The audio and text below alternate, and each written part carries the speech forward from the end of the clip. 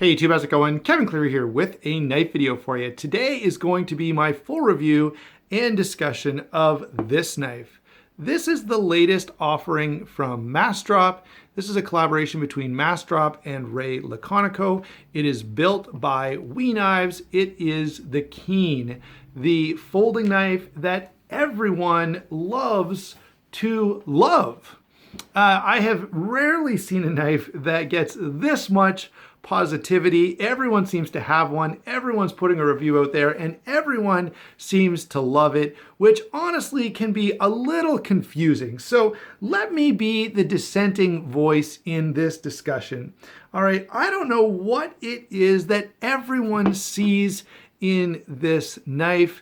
You know, maybe it is the accused, reviewer groupthink that we're observing here. I know that's something that I get told from time to time happens. All of us reviewers just work off the same script. And so maybe the conspiracy is true.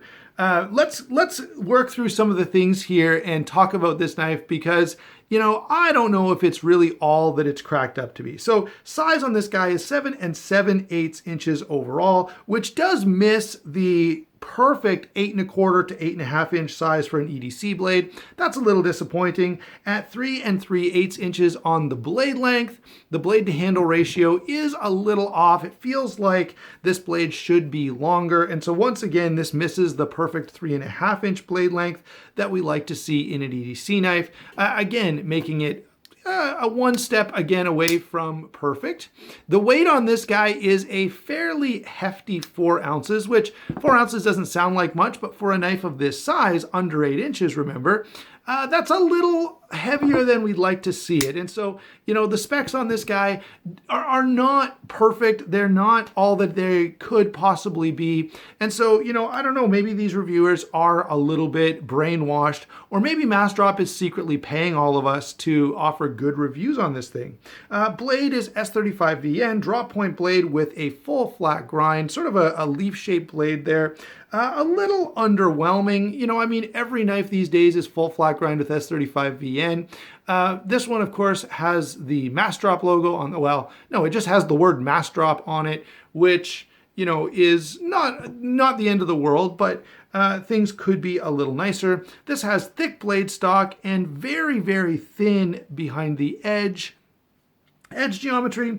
And again, is that necessary? Maybe they could balance things out a little bit, offer some thinner stock, make the knife a little more well-balanced instead of being super thick stock with a super thin edge. I guess some people like that kind of thing, but it definitely is not, again, the most ideal thing possible. All right. By the way, does it cut stuff? I suppose it does, but I suspect most people are just buying this to collect.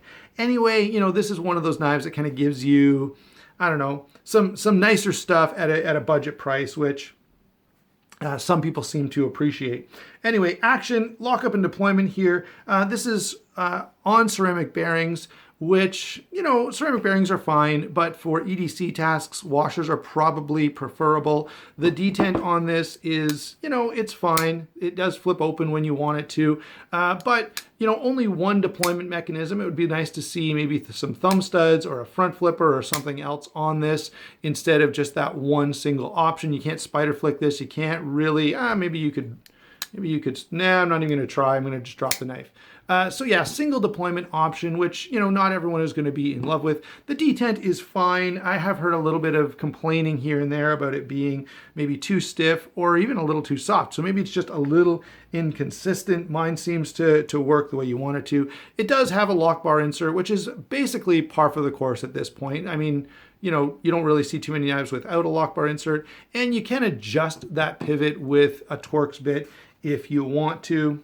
What about ergonomics and construction? Well, construction, this knife has S35VN steel, titanium frame lock with a backspacer. It's put together with Torx screws. So pretty much the same thing you could read for practically, 80% of the knives on the market these days.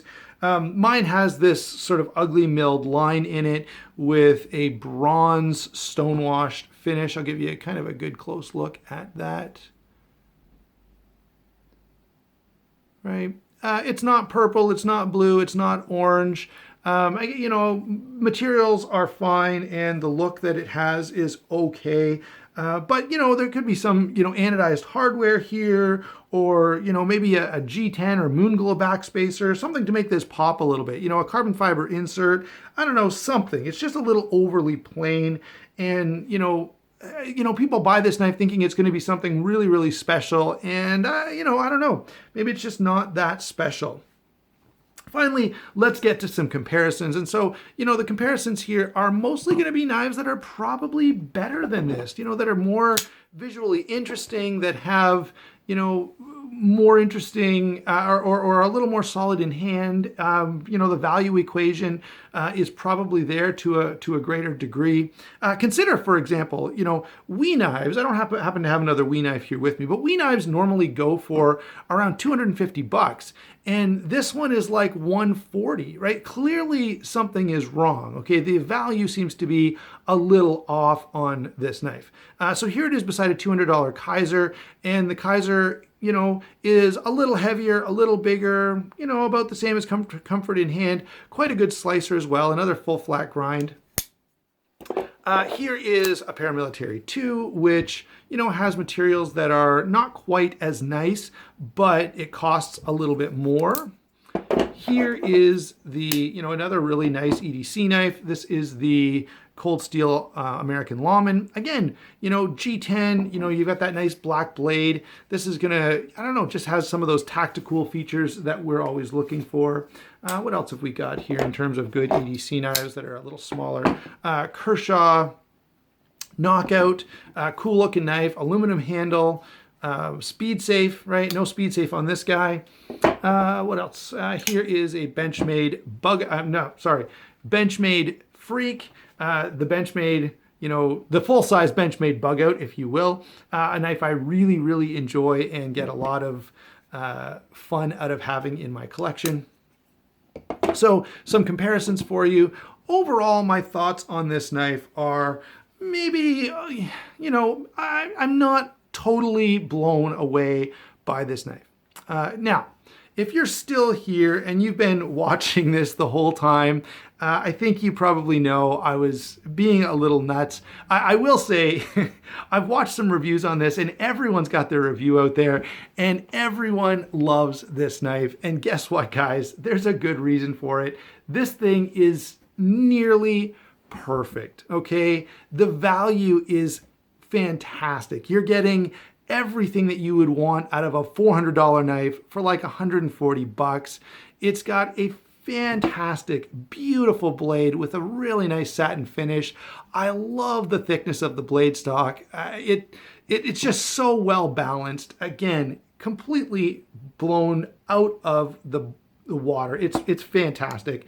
The finish on this, I want to let you guys take a nice close look at this finish. It actually hurt me a little bit to say that this finish wasn't fantastic because it is gorgeous. Look at that bronze over a stonewash. I will say, the only complaint that I really have about this finish is that all of Massdrop knives are not finished this way. It is fantastic. It's comfortable in hand. Everything is easy and comfortable. The action is superb. The flipper tab is comfortable. The lock bar is easy to actuate. It goes in and out of pocket nicely.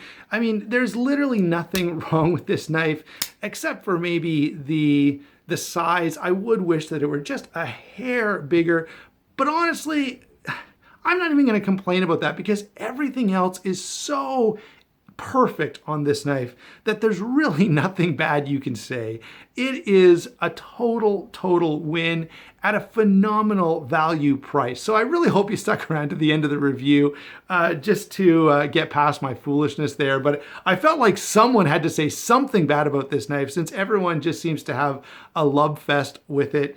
I will put a link down in the description box below. One of the great things about this and a few other Massdrops that have come out recently is that, after the initial drop, they've been putting them back up on the website within a few days. And it really was only a few days from the time that the initial drop shipped to the time that you could actually go and buy one of these if you didn't get in on that drop.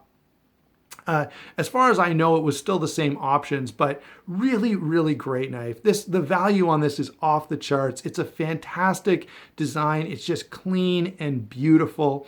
And so, yeah, if you like knives at all, if you have any appreciation, or here's the thing, if you want to experience what a really high-end knife feels like, but you don't want to spend $1,000, this is a fantastic option because it really does check all the boxes that I normally look for in a $300, $400, $500 knife for, $140. So total win here, huge win for Massdrop. I will say out of all my complaints, the only legitimate one is I would love to see them drop the Massdrop written on the blade here.